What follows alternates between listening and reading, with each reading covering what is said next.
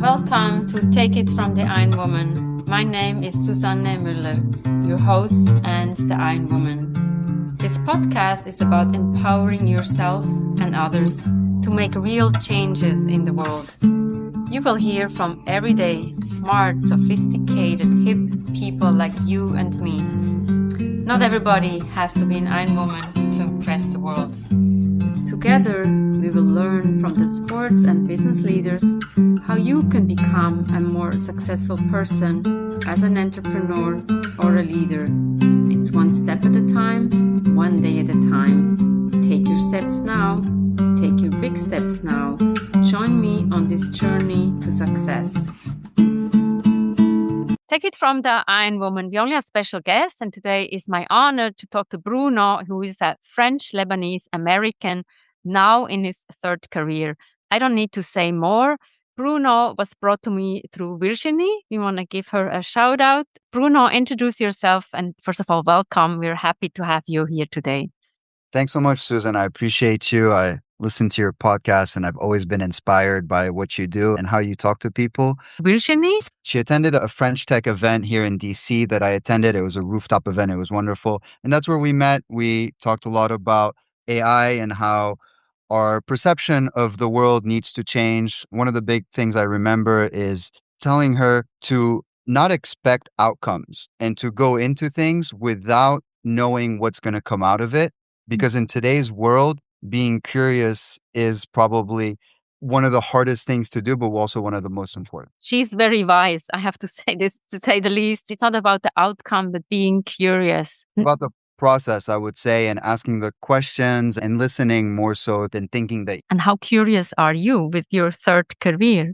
I love to learn. I started in public relations and communications, where I learned how to speak to many. I was used to talking one-on-one with people. And when I got into PR and communications, it was so important to work on the language that you use and how you use it so that it resonates with a specific audience. And that's something that I was not used to and that I learned quickly and was pretty fascinating. Once I learned how to speak to many, obviously we had a bunch of clients. One of them was Walmart, and we were able to bring them to the nation's capital, open their first small stores, which is something 10 years ago was not Walmart's forte. And the message was so well received by the community that when we opened up the job applications, we got 24,000 applications for 600 jobs. Wow. And the Washington Post headline was, "It's harder to get a job at Walmart in DC this year than to get into Harvard." That's a funny one. And once that was done, there wasn't much more that I could do in communications and PR that I thought would be valuable, but I was surprised and I ended up in a nonprofit called Kaboom. They built playgrounds for children all around the United States. We worked with the CarMax Foundation, who had a big community in Washington, D.C., and we connected them with Michelle and Barack Obama. We ended up building a playground with all of them.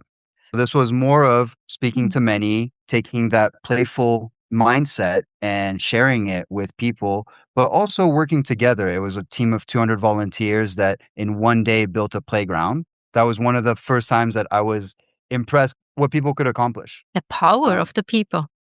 Yeah, when people work together and decide on something, it's incredible what they're capable of. But that was my first career. And then I decided that it was Did you get bored? Did you get bored in that career?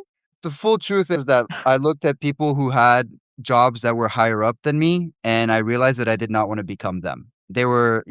It didn't click with me. It's not who I thought I wanted to be at the time. I was still young and trying to figure out everything. But that was a realization, and that's when I looked back to my experiences. One of them specifically in college, I was a DJ when I was young, and one of my dad's friends had a restaurant in LA called Bread Bar.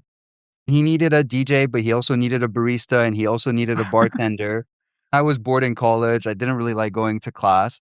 And so I commuted from Irvine to LA every weekend to do double shifts to mix at the same time as I made cappuccinos and mojitos and whatever. I remembered that time and it was helping people, but on a one-on-one basis. It was service. It was listening to people's problems. It was being proactive about bringing the napkin before the person needed it or offering a Mhm. refill before the person even thought that they wanted it. And when I was done with PR and communications, I thought back to that experience at Bread Bar and I figured I would try myself in restaurants. And I was very lucky. Somebody who I work with in communications had recommended me to somebody who worked in restaurants. And after an interview, they were like, "Yep, we'll hire you as a manager and we'll take it from there." Oh. And I got my first opportunity. Yeah. And Uh, how was that different? It's not the same. Obviously, you're much more exposed. so the biggest difference was that I was a manager now. In PR and Mm. communications, I was part of a team and I was a member of the team. I wasn't the one Mm. leading the team. I was still young. And so this was my opportunity to figure out how to manage people, which is something that not many people talk about. Like most people get pushed into management and they're Mhm. good at their jobs, but that's not management. That's not real management. Real management is inspiring people, it's teaching people, it's training people, it's selecting people. And those are all things that I got to learn at the same time as I learned how to work the kitchen. The restaurant experience was very overwhelming, very fast paced. I thought PR and communications was fast paced and that the media world, the 24-hour turnaround, all this was quick. Like it was nothing compared to working a night at the Tombs, which is the Georgetown College bar, where there's a line of 100 people outside and inside there's 200 people dancing and also eating dinner and also drinking and celebrating birthdays. And so it was a lot of moving parts, which was very interesting. Was like a Anthony Bourdain Yeah. experience. Yeah, it was that times 10. If you've seen The Bear, the experience at the Tombs was like The Bear, where it's hectic all the time. I was never stuck in a fridge like the main character in The Bear, but I had my time in the walk-in freezer, and it's really cold in there. You don't want to be in there for more than 15, 20 minutes. And So what are you taking away? Obviously, you're smiling. It's a lot of work, and people think, "Oh, Anthony Bourdain is the coolest. I want to have a restaurant." But working in a restaurant is a lot of work. I worked in the airline business.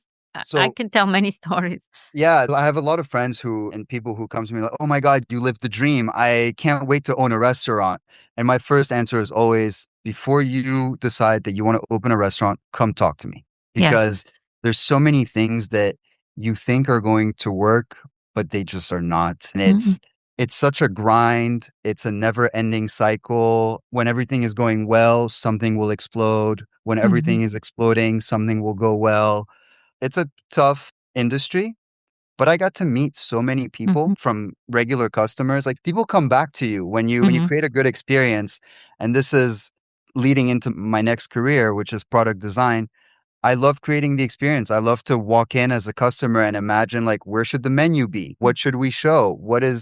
How do we greet these people? Do we give them a menu right away because they're curious? Or do we walk them in, have them take a seat and give them water before we ever show them a menu? And you try and you test a lot of things when you're in restaurants, which to me was fascinating. And then the management part was also very Mhm. interesting to me because at the Tombs, for example, I had all my team members were college students. And so they could only do 1 or 2 shifts a week. They were already learning something else. They were at Georgetown University learning finance. This was not going to be their career. Mhm. But I needed them to be at the best that they could be so that we could keep the restaurant going. So it was a fun gymnastics to play of inspiring people to understand the value of where they worked and how it affected others. And I really enjoyed that. And I love what you said. You have the students, let's say in finance, or obviously George Washington is a fantastic university, but you need them at their best in the restaurant. How did you make clear that they know you're working the job now? You're not in school. You cannot slack. Honestly, the thing that worked best is the history of the establishment where we worked, telling them why the original owner created it, what the Mm. mission and vision was. And that usually got people really interested. And when it Mm. was about giving back to the community and being part of something bigger than themselves, that's when people listen and when people started acting a better way. I had read this book about the Ritz Carlton. Mm. It really struck me. They said, well, we treat our employees as ladies and gentlemen, and we call them and we call our customers ladies and gentlemen when they walk in. Obviously, I tested that at the Georgetown College bar. All these rowdy kids who thought they were going to come in and wreak havoc and drink and get super drunk, I would say, welcome, gentlemen. Welcome, ladies. and it would change the way that they saw our bar. And it created a different type of respect, which I thought was very interesting. Thank Yeah. you for sharing. This is a great learning. Yeah, the way you talk to people, the words that you use really changes how they respond to you. And I think that's actually something you mentioned in one of your podcasts with Cindy. It's the words that you use. If you're positive about the words that you use, then your mindset will be positive. And if your mindset is positive, then you can accomplish anything that you want. And so it relates back to that. Now fast forward. This is the exciting part. That's how Yeah. we So met. Yeah. fast forward to me getting overwhelmed with restaurants and finally understanding that there was not much money to be made in restaurants for somebody who wanted to grow a family and really not escape the workplace, but find purpose outside of work. I look back at everything that I had done in my life. A lot of it was talking to people, understanding people, creating experiences. And one of the things that had frustrated me the most about restaurants is how slow the physical world is to change. So in a restaurant, when the door is created in a certain way and the cashier is set somewhere and the kitchen is set somewhere, that's not really going to change. And so you're stuck with that infrastructure. Because that was my biggest challenge and biggest pain point, I wanted to find the next thing that was much easier to break down and redo. And somebody spoke to me about user experience design and product design. Actually, my wife's cousin talked to me about it over dinner one day. And I fell in love with the idea. And so I started researching it. And I was like, wait, this is exactly what I want to do. It's in technology. I can build anything I want. I can destroy anything I want. I can redo it however I want. And I can test it with people all within a few days or a week. And this was all before AI. This was AI were still chatbots at the time. And so I did a boot camp. I obviously, every time I do a new career, the first thing I need to do is learn. That's Take my a step back. question, right? Or do you go in without any knowledge? Some people do that, but you learn. You love to learn. No, That's you what you have said. to learn. I read books, I talk to people, I listen, I ask questions because I can't know what I don't know if I don't know the complexity of what I'm trying to do. And so product design was the same way. And I was lucky to be paired with a mentor who was extremely helpful in helping me simplify things as much as possible and making me realize that the best products are the simplest products for the user. That's been my mission now is how do I simplify everything that I touch so that anybody can use it and it could make sense to anybody. And then AI came and revolutionized everything that we were doing and accelerated everything that we were doing. But what I think hasn't changed are the values that we hold, in that you still need to make things simple. You're still creating things for people. And so all of the experiences that I'd had are still completely transferable. I think that's in a way when you said you have three different careers and they're totally different, but they're actually the same because it's about people, it's about connecting people, and it's about making lives easier. And we all know that the simplicity is in the complexity and the complexity is in the simplicity. Where do you see 2026? What is in store for everybody and for you, obviously? So for me, 2026 is, I think, going to be a big year. We've realized that with AI becoming more and more powerful, everybody wants to use it. Our mission is to help product managers do their jobs better. Everybody's creating products right now. Nobody really knows how to build products, which is a very interesting. Like, why do you do things that you don't understand is something that I'll never be able Talk to an expert, I would say, right? Talk to you. Right? Go learn. Why? Don't just try things. Learn how to do things and then try is my way of doing things. Anyways, we realized that AI could simplify everything, but could also make everything more complex. And in a lot of product teams, when every member is adding AI to their own tool, they just made their entire process chaotic and unusable in the end. What we're working on for 2026 is the future, essentially, of one environment where you can brainstorm your idea, research it, design it, and then build it all in one environment so that you don't have to move your context from one to the other. And we really think that this is the future of product development, that it's not going to be as fragmented as before. The only way for people to stay relevant is going to be being fast. So how do you accelerate everything that you do without losing the quality? is the problem that we're attacking and that we're trying to solve with the company that I co-founded that is called Codiris. Everything has to go fast, but then what about the quality? Like I've been saying, every time that I do something new, I learn first, I research. And so this is where Codiris starts. We started with market research because it was a simple thing to do. It was just searching the internet, which anybody can do, but obviously AI does it much faster. But the next level to that is talking to users and listening to people who are actually doing the work, understanding their challenges and pain points, and being able to take those insights and make them actionable. We've designed a new agent that talks to your users for you, that works with you to identify which questions you want to ask your customers, talks to your customers in any language at any time, anywhere around the world, and then gives you actionable insights so that you know what you need to build next, which is usually the hardest part. It's the customers are going to tell you what they think they want, but that's not actually what they want. And there's a very fun image that shows the tire swing. But essentially, it shows how everybody sees the tire swing. And the customer, when they describe the tire swing as a need, they describe it with 3 different platforms. When a marketer explains it, they have their own vision of it. When the analytical person or the researcher looks at it, they see something. And so same thing with the product manager, same thing with the designer, same thing with the engineer. Everybody thinks they know, but at the end, putting a tire instead of an actual wooden platform was what the customer was asking for, but they didn't know that they needed it yet. And for us, that's really what the future is going to be. Now that we can build anything this insane speed, it's how do we build what people don't even know they want yet? That's what Steve Jobs said. He doesn't do marketing research. You need to build something that people need today, but they don't know that they need it today. I think this is very cool. Wow. You're paving the way for many in the future.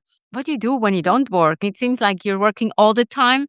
So this is where having 3 careers comes in handy. I know burnout. I know it very well. And now I avoid it. I avoid it like the plague.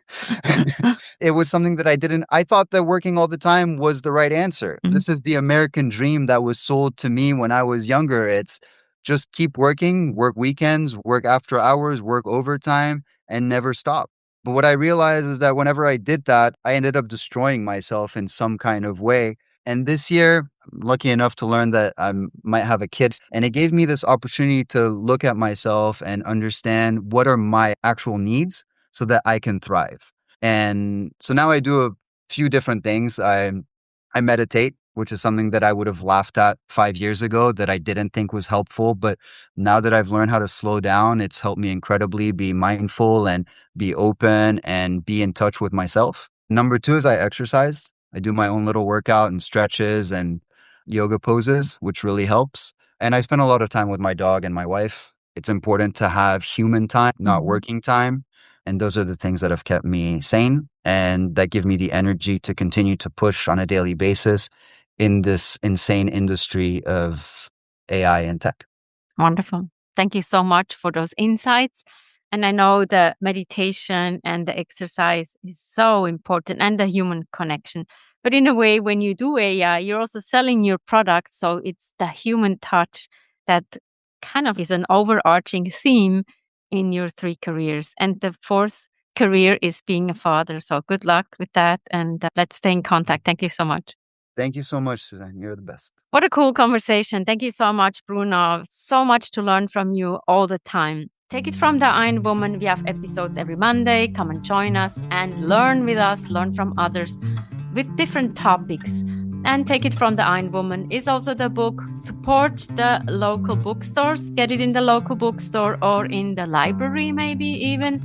And also subscribe to this podcast on the platform you're listening to this podcast today. Thank you for your support. We'll see you next time. Bye-bye.